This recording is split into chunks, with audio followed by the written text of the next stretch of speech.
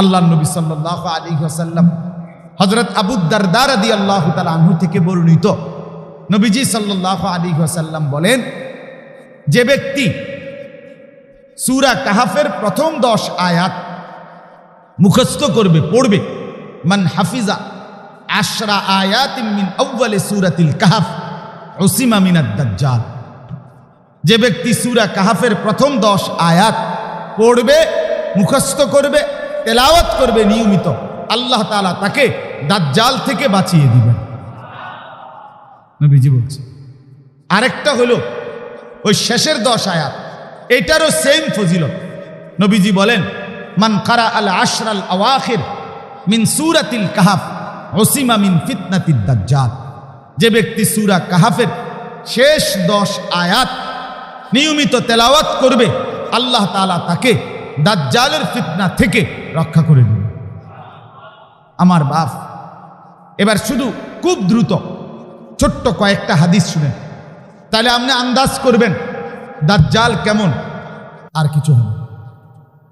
2 number, আল্লাহ নবী সাল্লাল্লাহু আলাইহি ওয়াসাল্লাম বলেন হাদিসের মধ্যে, আনদারতুকুমুদ দাজ্জাল, 3 বার বলছে কথাটা।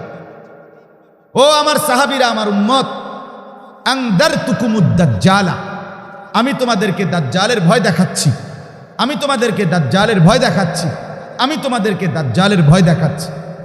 এরপরে নবীজি বলেন, ফাইন্নাহু লাম ইয়াকুন নাবিয়্যুন ক্বাবলি ইল্লা কাদ আনদারা উম্মাতি। নবীজি বলেন, শোনো, কেন 3 বার ভয় দেখাইলাম? কাজে আমার আগে এমন কোন নবী পৃথিবীতে যায় নাই, যত নবী আমার আগে পৃথিবীতে আসছে এবং অতিবাহিত হয়েছে, প্রত্যেক নবী তাদের উম্মতকে দাজ্জালের ব্যাপারে ভয় দেখাইছে। দাজ্জাল এতটা ভীতিকর। আদম থেকে ঈসা সমস্ত নবী তাদের উম্মতকে দাজ্জালের ভয় দেখাইছে। সবাই বলছে দাজ্জাল থেকে বাঁচো, দাজ্জাল থেকে বাঁচো, দাজ্জাল থেকে বাঁচো।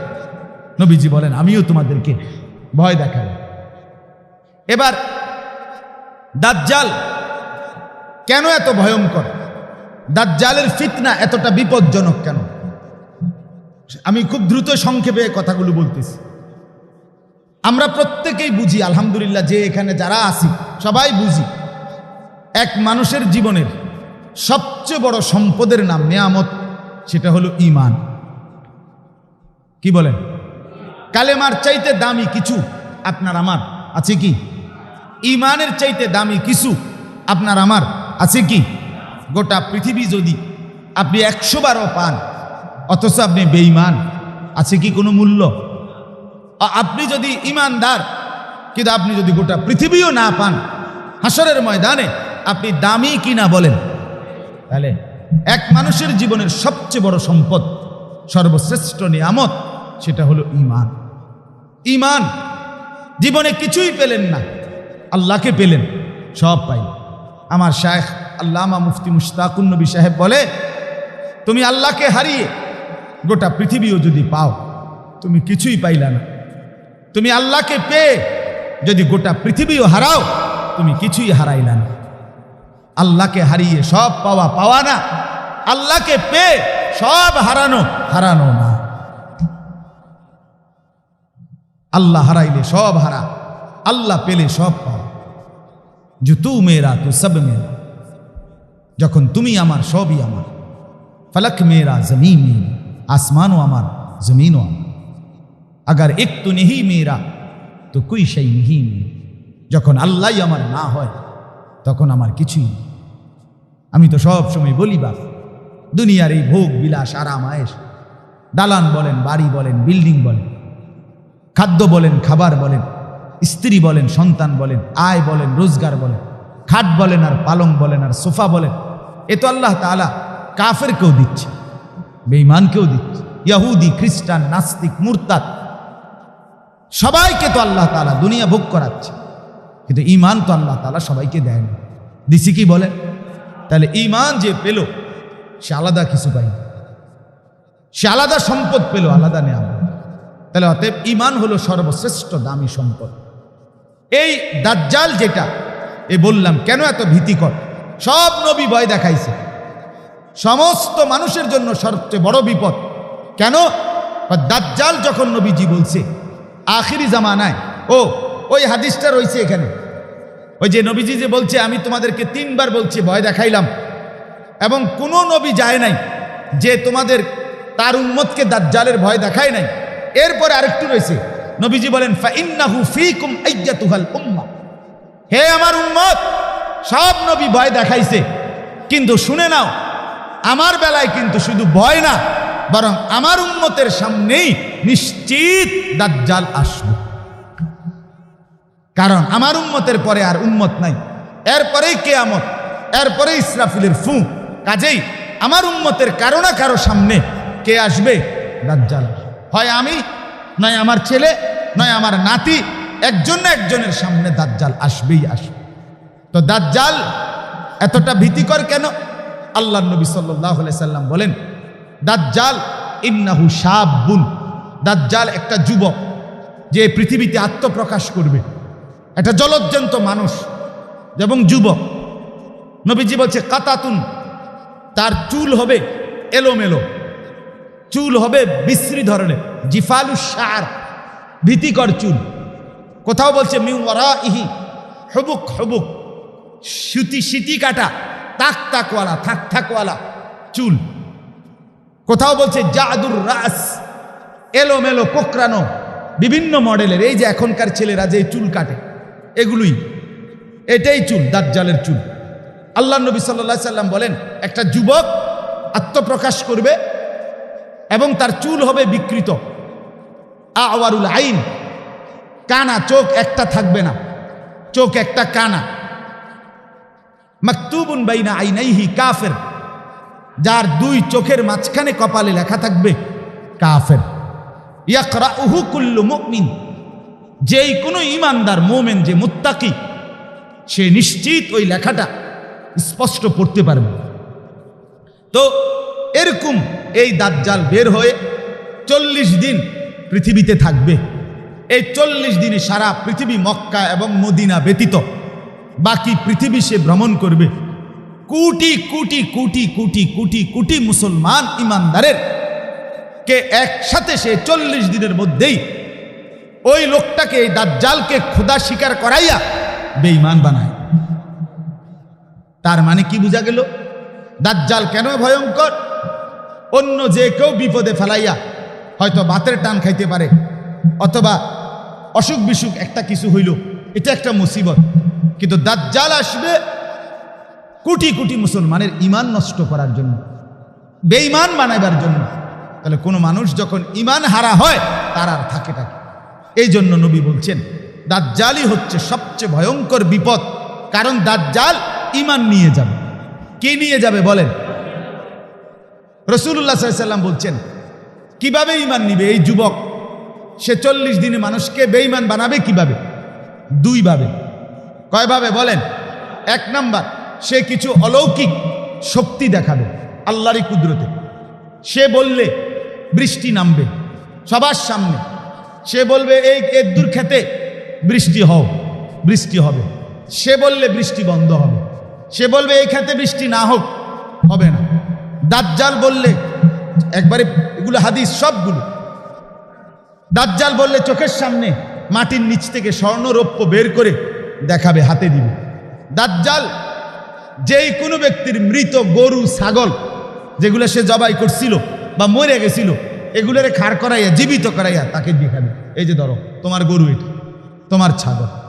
দাজ্জাল কোনো ব্যক্তিকে বলবে তোর বাবা মার কবর কোথায়? বলবে এই যে, কোথাও। তো বাবা মার কবরের সামনে আসবে, আসার পরে ওই দাজ্জাল ডাক দিবে তার বাপ মা দোনোজন কবর থেকে দাঁড়াইয়া, সে বলবে, এই বাপ মা বলবে ফুতেরে, ফুত এটাই তোর খোদা, এর মাইনা। হত্যা করে কল্লা ফালাইয়া আবার লোকটাকে জীবিত করে দেখাবে। দাজ্জাল বললে নদীতে পানি বইবে, খালে পানি বইবে, দাজ্জাল বললে সাথে সাথে শুকাইয়া যাবে। আচ্ছা বলেন, এগুলো কেউ একজন মানুষের মধ্যে যদি এরকম 15-20টা আইটেমের শক্তি দেখে, কি পরিমাণ মানুষ বেসামাল হয়ে যাবে? কথা বলেন না? ঈমান রক্ষা করা কঠিন হবে কিনা বলেন? একদিক বলছি দুইভাবে। আরেকটা হলো নবীজি সাল্লাল্লাহু আলাইহি সাল্লাম বলেন, দাজ্জাল আগমনের আগে পৃথিবীতে 3 বছর দুর্ভিক্ষ থাকবে। সালাসু সানাওয়াত, 3 বছর দুর্ভিক্ষ থাকবে। কি থাকবে? দুর্ভিক্ষের কারণে মানুষ, 3য় বছর আসমান থেকে 1 ফোঁটা বৃষ্টি হবে না, জমিনে ফসল উঠবে না। নবীজি বলেন, ঘর বাচ্চা বিবি পরিবার নিয়া মানুষ যখন চিৎকার হাহাকার করবে 3 বছরের টানা দুর্ভিক্ষে, ফায়াখরুজুদ দাজ্জাল, দাজ্জাল তখন বের হবে। দাজ্জালের কাছে তখন জিবালু খুবজিন, রুটির পাহাড় থাকবে, জিবালু লাহমিন, গোশতের পাহাড় থাকবে, ওয়া নাহরুম মিন মাইন, পানির নহর থাকবে। আল্লাহর নবী বলেন, রুটি, গোশত, পানি, এই 3 জিনিস হিউজ পরিমাণ, পর্যাপ্ত পরিমাণ নিয়ে দাজ্জাল তার বাহিনীকে সাথে নিয়ে সারা পৃথিবী ঘুরে বলবে, যার যত খাদ্য খাবার দরকার আমার থেকে নাও, বিনিময়ে শুধু আমাকে খোদা মেনে নাও। ডাকে জিজ্ঞাসা করবে, তা'লামু আন্নী রাব্বাক, তুমি কি মেনে নিচ্ছ, বুঝে নিচ্ছ যে আমি তোমার খোদা? ক্ষুধার্ত মানুষ, যার বিবি ক্ষুধার্ত, কোলের বাচ্চা ক্ষুধার্ত, যার ছেলে মেয়েরা চিৎকার করছে, এই অবস্থায় লোকটা কতক্ষণ সহ্য করবে? কথা বলেন না, কথা বোঝেন নাই আমার? করোনার 4 মাসের লকডাউনের কথা মনে নাই? 4 মাসের লকডাউনে কেমন হয়েছিল আমাদের হালাত, যখন চতুর্দিকে খাদ্য পানীয় খাবার, যখন মানুষের আয় রোজগার বন্ধ ছিল, মাত্র 4 মাসে আমাদের হালাত কি হয়েছিল? সেটা যদি 3 বছর হয়, এবং আল্লাহর নবী বলছে, অতএব সন্দেহ করার সুযোগ আছে তো? কথা বলেন না কেন? হায় আল্লাহ! এই 2 ভাবে, এক হলো কিছু কি দেখাবে, শক্তি দেখাবে, আরেক হলো ক্ষুধা এবং দারিদ্রতার দুর্ভিক্ষের সুযোগ নিয়ে খাদ্য পানীয় খাবার দিয়ে বেঈমান বানাবে। এই 2 ভাবে। তাহলে আল্লাহর নবী এই জন্য বলছে, আমার উম্মত, একে তো সে ঈমান নিয়ে যাবে, দ্বিতীয়ত দারিদ্রতার সময় আসবে, অভাবের সময়, তৃতীয়ত শক্তি দেখাবে, অলৌকিক শক্তি, তখন কোটি কোটি দুর্বল ঈমান, হায় বিগত 5 বছর যে নামাজ পড়ে না, 1 বছর যে নামাজ পড়ে না, ফজরের নামাজ যে সেজদা করে না, যার ঘরে পর্দা নাই, যার স্ত্রী সেজদা করে না, ছেলে মেয়ে বন্দিগি করে না, সবাই দুনিয়া কামাই করতেছে, ছেলে মেয়ে নারী পুরুষ সবাই টাকা রোজগার করে, আর টাকার বুঝ হয়ে সারলে বাকি টাইম বিনোদন করে। কেউ মোবাইল টিপে, কেউ ছবি দেখে, কেউ নাটক দেখে, কেউ টেলিভিশন দেখে, কেউ চা দোকানে গপ মারে, কেউ বিড়ি খায়, কেউ পান খায়, কেউ গপসপ করে, মানে আলাদা কোথাও যাবে কেউ, আখেরাত পরকাল এই নিয়ে কোনো জওয়ান বলেন বুড়া বলেন কারো মধ্যে কোনো ভাবনা নাই। এরকম বেখেয়াল জাতি, খামখেয়ালি মানুষ, এরা যখন অভাবে পড়বে, এরা যখন এই অলৌকিক ভেলকি দেখবে, তখন ঈমান বাঁচানো সহজ হয়ে যাবে না? আল্লাহর নবী বলছেন, আকসারু মান ইয়াতবাউহু আন-নিসা, নবী বলছেন হাদিসে, দাজ্জালকে সবচেয়ে বেশি অনুসরণ করবে মহিলারা। বেড়িয়ে এটি দেখলে কব, ও মা কিতারে খোদা, এবারে তো খোদা না, তুই এতে বালা খোদা তুই কই পাবি বেড়া? কথা বলেন না কেন? বেডিরে যদি কন আপনি শুধু এই গাছটার মধ্যে হুতা বানলে, লাল সুতা বানলে আপনার 30-40 জন জিভুত হইব, হুটি বান্ধা লাগবে হুতা, ঠিক কিনা বলেন না কেন? যত জায়গায় ভণ্ডামি হয়, বেসরা যত, সেখানে নারীর আড্ডা বেশি দেখবে, সেখানে নারীর আড্ডা। মহিলাদের দিল দুর্বল থাকে, এবারে শুধু কইবেন বাঁশ মুয়ার মধ্যে পানি পড়ে, হ্যাঁ বাঁশের গাছ, বাঁশের করফুল থেকে এটা খাইলে রোগ বালা। ফজরের আগে দেখবেন কয়েকশো মহিলা সিরিয়াল ধরে লেছে, ঠিক কিনা বল? এরকম তো হয়েছে, অসংখ্য হয়েছে। বুঝেন আমরার ঈমান কত দুর্বল। রাতের 11টা বাজে কইছি আজান দাও, দিয়ে লাইছে আজান, সারা দেশে আজান, কি কিছে করোনা ভালো হয়ে যাবে বলছে। চা খাইতো কোন বাচ্চা বেলে, কইছে মোর জন্ম নিয়া, কইছে সবাই কইছে রং চা খাইতে, চিনি ছাড়া সবাই চা খাওয়া শুরু করছে। আমি দেখছি একজন আমার পরিচিত এক লোক বলছি, আমিও চা খাইছি। আমি অবশ্যই চিনি দিছেন না? কয় না, চিনি দিছি। কাল্লা সারাইছে, চিনি দিলে তো ডায়াবেটিস হইতো আপনার। এই হলো অবস্থা। যাই হোক, আমাদের ঈমান দুর্বল। আমরা বেআমলের কারণে, আল্লাহর নাফরমানির কারণে আমার ভাই আমাদের ঈমান দুর্বল। এই যুবকরা কিভাবে দিন বাঁচাবে? বলে যে ছেলেটা 365 দিনে কোনোদিন ফজরের নামাজ পড়ে নাই একটা বছর, এই ছেলে হিম্মত পাবে কি? বলে এটা তো স্লোগান না, এটা নিজের ঈমান বাঁচানো। কথা বোঝেন না? এটা কোনো মিছিল মিটিং না, এটা জীবন বাঁচানো, ঈমান বাঁচানো। তো বলতেছিলাম, আল্লাহ নবী সাল্লাল্লাহু আলাইহি ওয়াসাল্লাম বলেন এই অভাব, দারিদ্রতা, দুর্ভিক্ষ, এই শক্তি, এই সব কিছু নিয়ে দাজ্জাল, তার সাথে 70,000, আল্লাহ নবী বলছে 70,000 ইহুদি 24 ঘন্টা তার সাথে থাকবে, তার বাহিনী। এই বিশাল বাহিনী নিয়ে দাজ্জাল যখন মানুষকে বলবে ঈমান দাও, দুনিয়া নাও, যা লাগবে নাও, বিনিময়ে কি দিয়ে দাও, মানুষ ঈমান হারায়। এই জন্য নবী বলছে উম্মত এটা হবে, এটা হবে, এটা হবে, কোনো সন্দেহ নাই। কারণ আগের নবীর উম্মতদের আমলে চলে গেছে, এখন একমাত্র এই পৃথিবীতে আছি শুধু আখেরি নবীর উম্মত আমরা, ঠিক কিনা বলেন?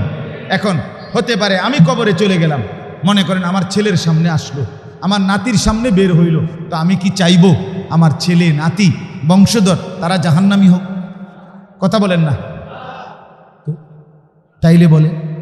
তাইলে বলে এই জন্য আশ্চর্য হাদিস মাহবুব সাহেব শুনেন, আমি নিজে পড়ছি।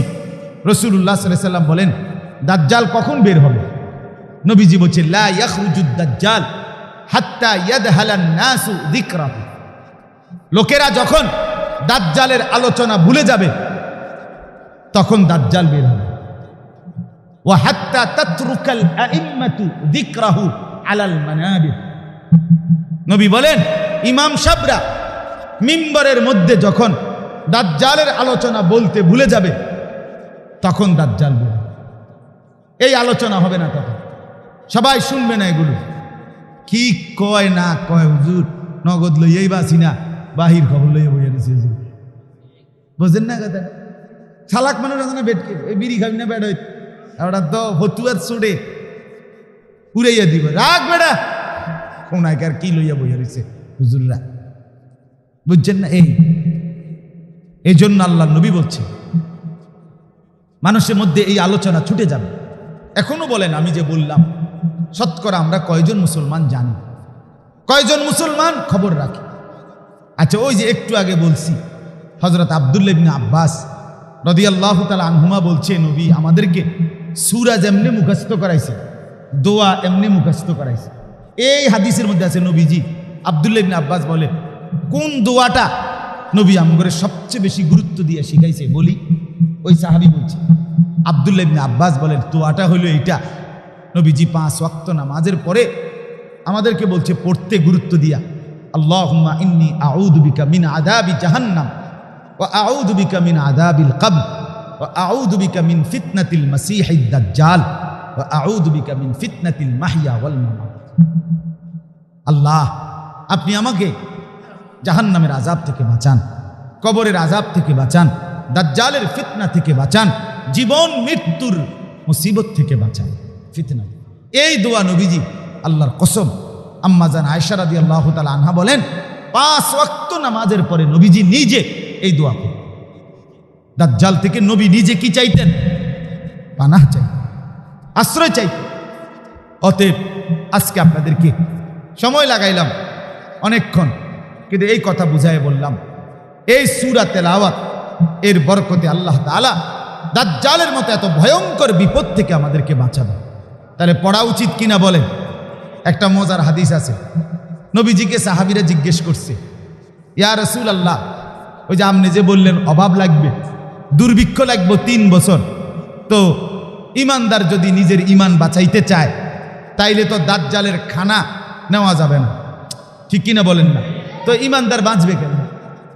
ফামা তুআমুল মুমিনিনা ইয়াউমাইদিন। নবীজিকে জিজ্ঞেস করছে সাহাবীরা, ইয়া রাসূলুল্লাহ, তাইলে সেই সময় ইমানদারের খাবার কি হবে? সুবহানাল্লাহ। নবীজি বলেন ইমানদারের খাবার হবে তা ফেরেশতারা বাঁচে যা দিয়ে, মা ইউজজিউ বিহিল মালাইকা, ফেরেশতাদের জন্য যেটা দিয়ে যথেষ্ট হয় ইমানদারেরও তা দিয়েই যথেষ্ট হবে। সেটা কি? সেটা হলো সুবহানাল্লাহ, আলহামদুলিল্লাহ, আল্লাহু আকবার, লা ইলাহা ইল্লাল্লাহ। এই জিকির ইমানদার জিকির করবে, এই জিকির তার খাবারের চাহিদা পূরণ করবে। মজার একটা সলিউশন পাওয়া গেল না? দারুণ একটা সমাধান। ইমানদারের খাবার চাহিদা মিটে যাবে আল্লাহ তাআলার জিকিরের বরকতে। ফেরেশতাদের খাবার কি? আল্লাহর জিকির, আল্লাহর জিকির। তো দাজ্জাল থেকে বাঁচার জন্য বেশি বেশি আল্লাহর জিকির করতে হবে, কোরআনুল কারীম তেলাওয়াত করতে হবে, নিয়মিতই নামাজে অভ্যস্ত থাকতে হবে। আপনি যদি বলেন হুজুর এটি তো আমরা করতে আমরা শুনছি, যখন বুঝবো যে এতে দাজ্জাল তো এ যাইতাম না। আপনি আম করতে এটা শুনছেন না যে টেলিভিশন দেখুন গুনাহ, তো আমরা চান যে কথা বোঝেন না। আপনি তো আম করতে গিয়ে এটাও শুনছেন যে বেডি সাউন্ড গুনাহ, তা আপনি যখন নাটক সিনেমা দেখেন বোঝা গেল গুনার থেকে বাঁচবার জন্য আগের থেকে ধারাবাহিক মেহনত ছাড়া হুট করে আপনি বাঁচতে পারতেন না। এটার জন্য লাগাতার কি লাগবে? মেহনত, লাগাতার ইবাদত, আমল লাগবে, ঈমান লাগবে। এই জন্য ইসলাহি মজলিসের মাধ্যমে ওলামায়ে কেরাম ফিকির করে, কখনো জুমার বয়ানে, কখনো বড় মাহফিলে, কখনো মসজিদে ঘুরে ঘুরে আপনাদেরকে এই আল্লাহর কথাগুলোই পৌঁছাই। আলহামদুলিল্লাহ এখানকার ওলামায়ে কেরাম আপনাদের জন্যই চেষ্টা করে। আমারে আপনার কয়বারে ঘুরাইতে আছে, আমি কইলাম আপনারা আমারই ফাইলেন, হ্যাঁ, আর আমিও সোজা কি করা, তো যাক মিল্লা জিল্লা চলো না, আমাদের দেশে কয় মিল্লা জিল্লা কুমিল্লা, তাও এই হালাত। কিন্তু আসলে ফিকির এটা, আপনাদেরকে আল্লাহর কথা শুনিয়ে আখিরাত পরকালের সুন্দর করার জন্য এই ইসলাহি মজলিস, এই ইত্তেহাদুল উলামা, এখানে মেম্বার চেয়ারম্যান, এখানে আপনাদের ধান গম, এখানে আপনাদের চাল ডাল ছিনিয়ে নেওয়ার জন্য না, বরং আপনাদের আখিরাত আর পরকালের সাজিয়ে দেওয়ার জন্যই এই ইত্তেহাদুল উলামা, এই ইসলাহি মজলিস। বলেন আলহামদুলিল্লাহ।